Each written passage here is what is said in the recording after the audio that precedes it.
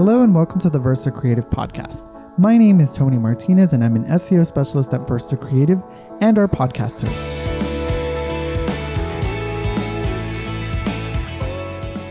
Versa Creative is an award-winning marketing and advertising agency dedicated to empowering brands with result-driven strategies.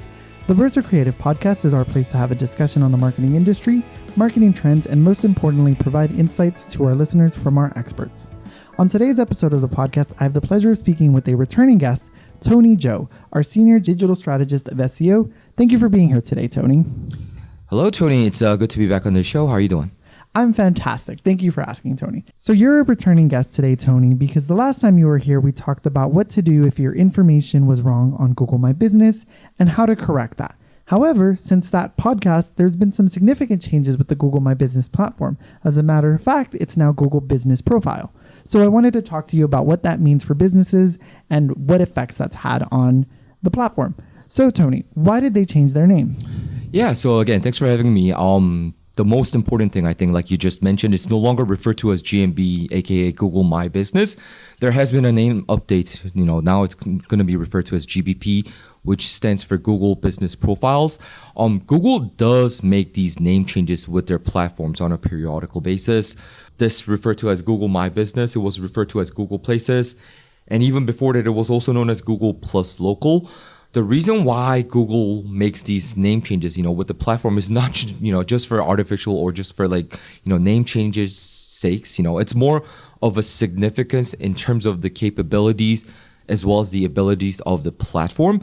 With GBP, the recent update is very significant. It's because there will be a lot of on-hand, edits that you can make without having to actually physically log into the back end, of the platform itself. So meaning once you're logged in, into your email account, your Gmail account, when you search for your business name directly from the, business listing itself, you will be able to make revisions and edits to that.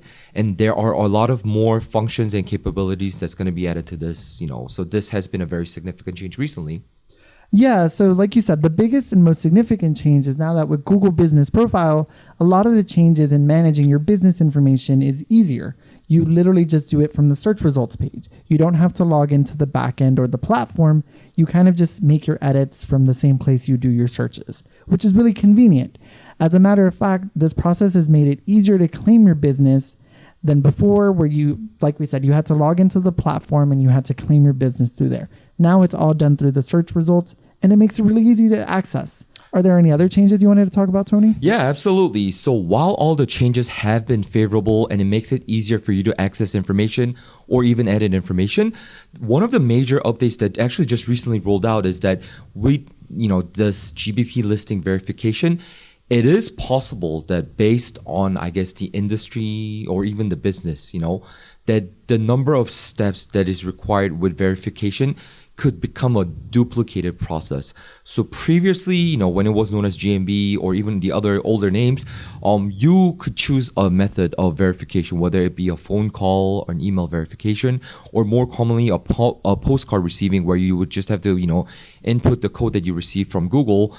Now it is possible that, again, based on what kind of listing this may be, that this step will increase in, in a double count, so to say. So yeah, this becomes a little more cumbersome. But, from the standpoint of Google, the reason why this is happening is that they're trying to, make sure that all these listings that are being created are not fake, so to say, for, any wrongdoing purposes. Yeah, outside of being fake, I think they just want to make sure that businesses aren't creating ghost listings. Correct. Or putting up false information when they create listings. What methods of verification are there besides postcard, Tony? Sure. So the most common one, as I referred, it is a postcard that you receive directly from Google. And this, takes anywhere from 7 to 10 business days, for it to come to you and, for this whole step to be over. Apart from that, of course, you could do, in special instances, you could get a phone verification method or even an email. But for you to reach those steps, again, you do need to go mostly towards the postcard verification step, as that is the most commonly referred step, the preferred step from Google. And then, with the other methods, in the instance that the postcard method is not working, you get those options, given to you on a later date.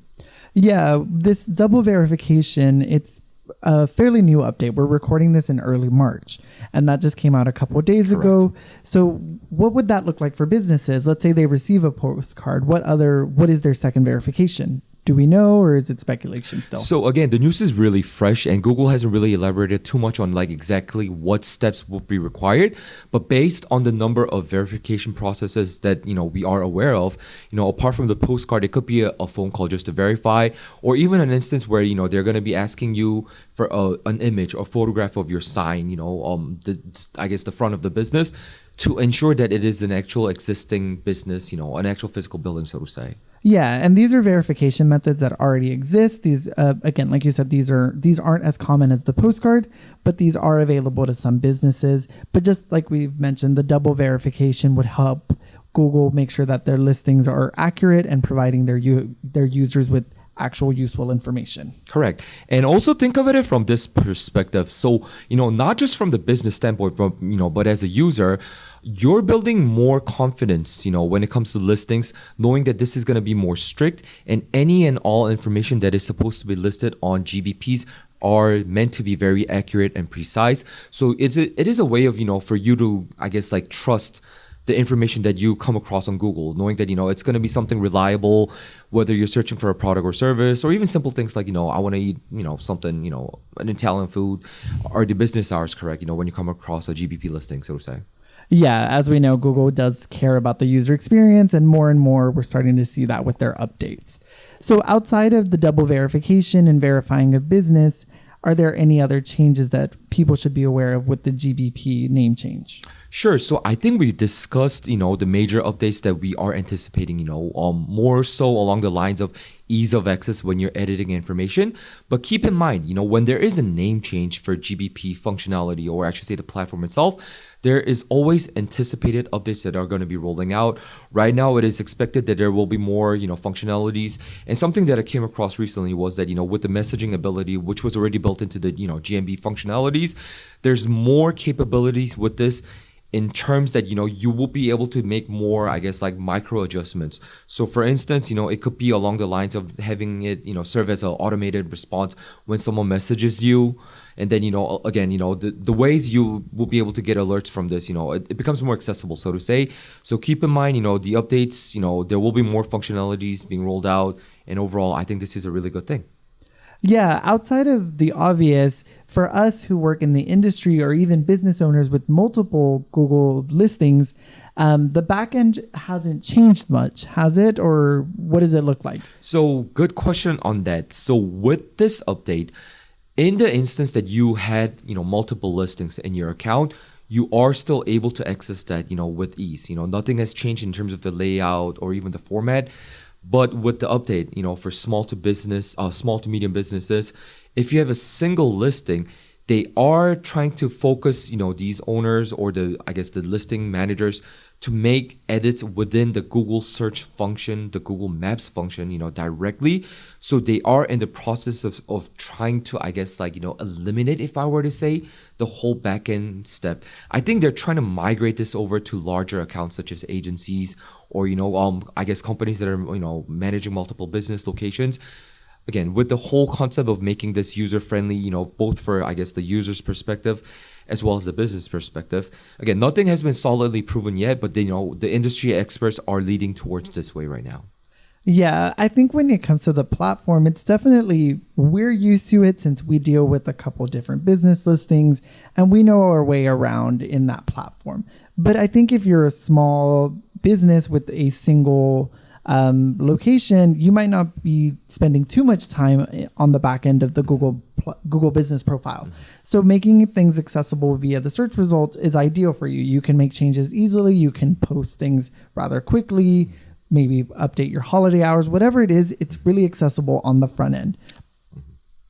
Also, just to input on that, keep in mind, from SEO's perspective, not directly related with, the Google My Business or GBPs per se, we do always focus on the desktop users as well as mobile users.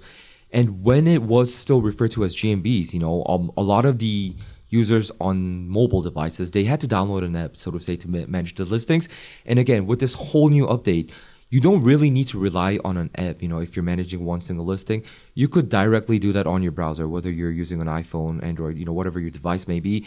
So it really kind of like eliminates, additional steps, that might be required, just to make the process overall, I guess, easier. So maintaining your Google business profile is really important. In a recent article that we read from Search Engine Journal, there's actually some numbers to support that. According to some research, users are 2.7 times more likely to consider a purchase from a business that they think is more reputable. So obviously, if you have ratings, everything is up to date, and on your Google business profile, customers can see you as more reputable.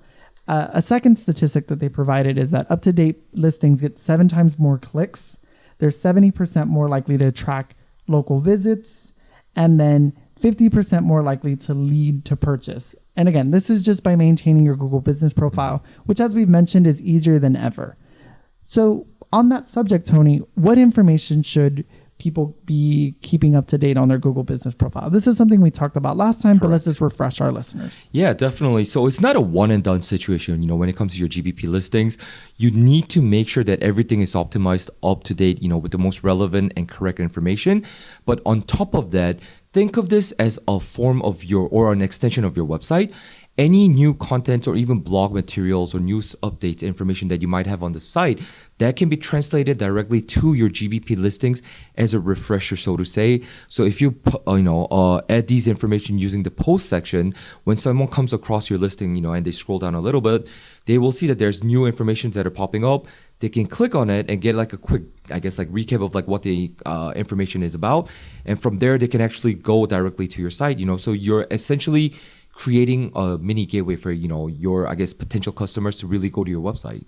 Yeah, something that we do for a lot of the businesses who we help with their listings, we like to update any sales that are going on, any relevant information for customers, events, things like that. Just keeping up to date with your GBP helps your business. The numbers that a lot of these posts and different things, they get really good views because people are seeing this and interacting with it and checking it out, whether it's through the images or a sales banner, whatever it is. People are looking at your listing, so it's important to keep up with it. Yeah, definitely. And I guess, in the instance that you're a new business or you are a business who's never actually had a Google, business listing, I mean, I can't urge this enough. Create it, maintain it, and make sure that you do everything in your power to fully optimize this, because this is almost a free, extension that can really convert your business, out there, for potential customers. I mean, it is a free opportunity. And again, Google is one of the, if not the most used search engine. Why would you not want to actually use this functionality, when it's just readily available? Yeah, I think one thing that's interesting is we're seeing more and more capabilities with Google business profiles. Restaurants you can now order from GBPs. You can now, calls are easier. A lot of the times you're only seeing the call action for some listings in the local pack. Sometimes you're only seeing the website. Whatever it is, Google is optimizing for the user experience. So if it's something that people are calling, Google is going to provide that phone number. So making sure that your phone number is up to date is important. Making sure that your website URL that's on your Google business profile is up to date and working is important. Just keeping up with all of these things really matters for your business and your business's growth. Exactly. And I think you brought up a really good point regarding, the functionalities with Google. Google, even though it's a search engine, at the end of the day, they are an algorithm, meaning, it's not always going to be the same. There's always changes that are coming up. So let's just refer back, to last year when the pandemic was going on. A lot of businesses, were hit definitely. And you could actually use your Google My Business listing to provide, quick updates in terms of your business hours or if there were any changes. And the reason you were able to do this is because Google were making updates, for businesses to really use this as a platform, a voice, so to say, to give crucial information regarding your location, your businesses. And again, it's not a set in stone kind of a thing where it's just one and done. It's constantly changing, and it's supposed to help businesses as much as possible all the time. So that was just an update on what's going on with Google Business Profile and the recent name change. Again, we just wanted to have Tony on to talk about what that meant and what changes we've seen so far. Since it's Google and since changes are still rolling out, we'll of course try and keep our website updated with the information. Our blog, we usually try and write changes that are going on with Google. And as always, you're welcome to come back and talk to us, Tony. Yeah, thanks for having me again. And of course, any new updates, we are anticipating there will be a lot of rolling updates, and any new significant updates that's going to be trickling out, I'm more than happy to share with our listeners. Yeah, again, Google lets businesses know when things change on these platforms. So just keep an eye out. If you manage listings, you'll usually get emails. Keep an eye out for those. Subscribe to our podcast and make sure you check us out. As always, thank you to our guests for being here. Thank you, Tony, for sharing this information with our listeners. We'll be sharing some information down below to the article that we talked about, a link to our website if you have any questions for us, or if you wanted to ask us about another subject. Let us know. And as always, I'm Tony Martinez.